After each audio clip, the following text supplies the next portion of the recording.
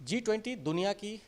20 विकसित और विकासशील देशों का अंतर सरकारी संगठन है और उसकी जो अध्यक्षता का जिम्मा है इस साल भारत को मिला है और उसको लेकर पूरे देश भर में कार्यक्रमों का आयोजन किया जा रहा है। झारखंड की राजधानी रांची में 2 और 3 मार्च को प्रतिनिधि लेवल की बैठक होगी और उसकी तैयारियों को किस तरीके से यहाँ पर अंतिम रूप दिया जा रहा है, हमारे साथ पर्यटन निदेशक अंजलि यादव जी हैं। मैम, किस तरीके से झारखंड के लिए ये बड़ी सौगात हो सकता है या किस तरह से आप इन चीज़ों को ले रहे हैं कि झारखंड को जो हम कह सकते हैं मेजबानी का जिम्मा मिला है?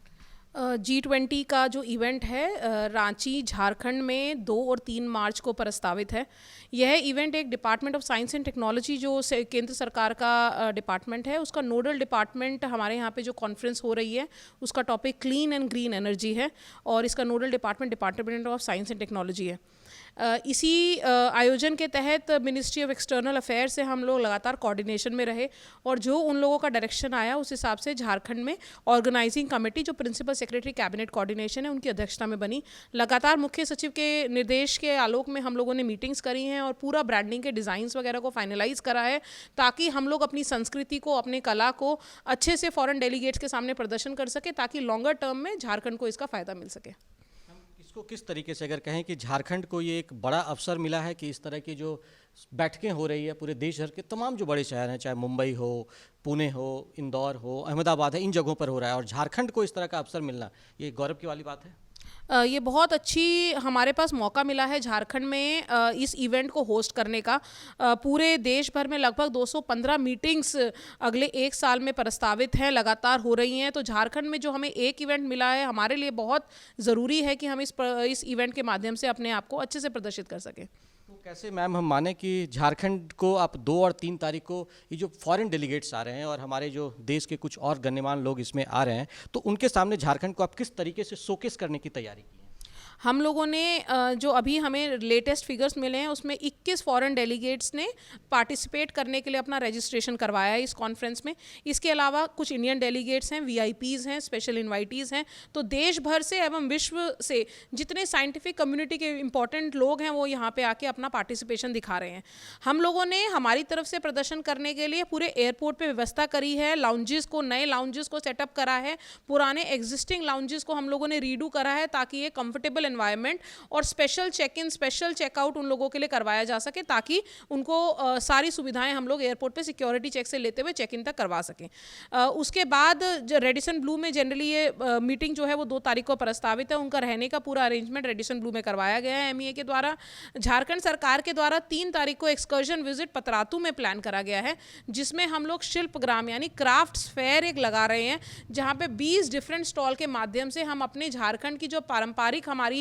संस्कृति है, हमारी कला है, उस चीज़ को हम लोग प्रदर्शित करने के प्लान है हम लोगों का। किस तरीके से हम कहें कि झारखंड का जो खान पान है वो भी एक बड़ा यूनिक होता है और आदिवासी ट्रेडिशन निश्चित तौर पर उसकी झलक आपने कहा कि हम दिखाने की कोशिश करेंगे, लेकिन लगातार एक मोटे अनाज की भी बहुत चर्चा हो रही है। तो क्या झारखंड का जो रागी है इस भी क्या उस मेन्यू में रहेगा? हम लोगों का जो मेन्यू रेडिसन ब्लू के साथ फाइनलाइज हुआ है, एमईए से हमने अप्रूव करवाया है। उसमें डिफरेंट हम लोगों ने जो ईयर ऑफ मिलेट्स है, क्योंकि रागी यहाँ की एक पारंपरिक डिश रही है यूज़ करने में, और कुछ जो ट्राइबल ट्रेडिशंस को देखते हुए और यहाँ के लोकल टेस्ट को, व्यंजनों को देखते हुए लिट्टी चोखा है, खस्सी मांस है, देसी चिकन है, हम लोगों ने मालपुआ है, यहाँ का आरू खांड है, यहाँ के साग है, कुर्थी दाल है, रागी की रोटी है, ये सभी चीज़ हम लोगों ने सम्मिलित करते हुए ईयर ऑफ मिलेट्स को ध्यान में रखते हुए ये सारा हम लोगों ने मेन्यू में इंक्लूड करवाया है ताकि हम इंटरनेशनल डेलीगेट्स को अपने यहाँ के लोकल फ्लेवर्स को भी टेस्ट करवा सकें। इससे निश्चित तौर पर जो झारखंड के लोकल मेन्यूज हैं वो उनकी थालियों में परोसे जाएंगे और साथ ही साथ झारखंड, क्योंकि आप जानते हैं कि ये जो इलाका है वो पूरा प्रकृति की गोद में बसा हुआ इलाका है, यहाँ टूरिज्म की असीम संभावना है और अंजलि मैम लगातार टूरिज्म को बढ़ावा देने की कोशिश भी कर रही हैं। तो क्या मैम लगता है आपको कि इस तरह के इवेंट्स होने से टूरिज्म का एक नया आयाम झारखंड के लिए खुलेगा? बिल्कुल, टूरिज़्म पे ही ध्यान देते हुए, क्योंकि हमारे पास बहुत अच्छा पोटेंशियल है टूरिज़्म को एक्सप्लोर करने का। हम लोगों ने एक स्पेशल 10 मिनट की वीडियो भी बनवाई है जो हम लोग, जो डेलीगेट्स आ रहे हैं, वीआईपीज़ हमारे पास आ रहे हैं, उनको हम लोग प्रदर्शन करेंगे ताकि झारखंड की क्या छाप है, हम लोगों के क्या मिनरल्स के पोटेंशियल्स हैं, टूरिज़्म का क्या पोटेंशियल है, इन सभी को प्रदर्शित करने के लिए 10 मिनट की एक मूवी हम लोगों ने स्पेशल इस इवेंट के लिए बनवाई है। हम लोगों ने कॉफ़ी टेबल बुक एक बनवाई है ताकि डेलीगेट्स जैसे ही झारखंड में अपना कदम रखें तो सबसे पहले हम लोग उनको कॉफ़ी टेबल बुक दे के स्वागत करें। सरकार, राज्य सरकार द्वारा एक स्पेशल गिफ्ट और सोवेनियर्स सभी डेलीगेट्स के लिए, इंडियन डेलीगेट्स के लिए, वीआईपीज़ के लिए, जिसमें झारक्राफ्ट का जो ट्रेडिशनल टसर सिल्क के कुछ प्रोडक्ट्स हैं, हमारी डोकरा आर्ट की कुछ पेंटिंग है, उस सब चीज़ों को हम लोग इंक्लूड कर रहे हैं, ताकि जब एक डेलीगेट यहाँ से निकले तो उसके पास झारखंड के बारे में, यहाँ पे क्या ट्रेडिशनली फेमस है, क्या चीज़ लोगों को यहाँ पे पोटेंशियल के रूप में लोग यूज़ करते हैं, वो सभी चीज़ों का अपने साथ एक यादगार यहाँ से लेके जाएं। ये सभी की तैयारी हम लोग अपने लेवल पे कर रहे हैं। तो यहाँ जो डेलीगेट्स आ रहे हैं उनके जहन में झारखंड कैद हो जाए और वो जब यहाँ से निकल कर जाएं तो निश्चित तौर पर झारखंड की चर्चा करें, ऐसा प्रयास लगातार पूरे डिपार्टमेंट्स की ओर से हो रहा है। मैम, एक आखिरी सवाल कि किस तरीके से ये जो मौका मिला है इसको आप लोग अवसर के रूप में कन्वर्ट करने की कोशिश कर रहे हैं, और साथ ही साथ जो झारखंड के ट्रेडिशंस हैं, जैसे आप खान पान की जिक्र कर रहे थे, कला और संस्कृति, तो क्या कुछ ऐसा सांस्कृतिक संध्या वगैरह का भी कोई कार्यक्रम है जिसमें झारखंड के जो संस्कृति हैं, यहाँ के जो नृत्य हैं, चाहे छऊ हैं या इस तरह के जो दूसरे पारंपरिक नृत्य और डांस हैं, उसकी भी झलक यहाँ मिलेगी? माननीय मुख्यमंत्री जी की अध्यक्षता में जो मीटिंग भी हुई थी और उनसे जो हमें लगातार निर्देश प्राप्त हुए, उसके तहत जैसा मैंने आपको बताया, एक तो शिल्पग्राम, जिसमें हम लोगों ने जितनी भी हमारी चित्रकला है, जैसे सोहराई पेंटिंग है, हमारी पैथकर पेंटिंग है,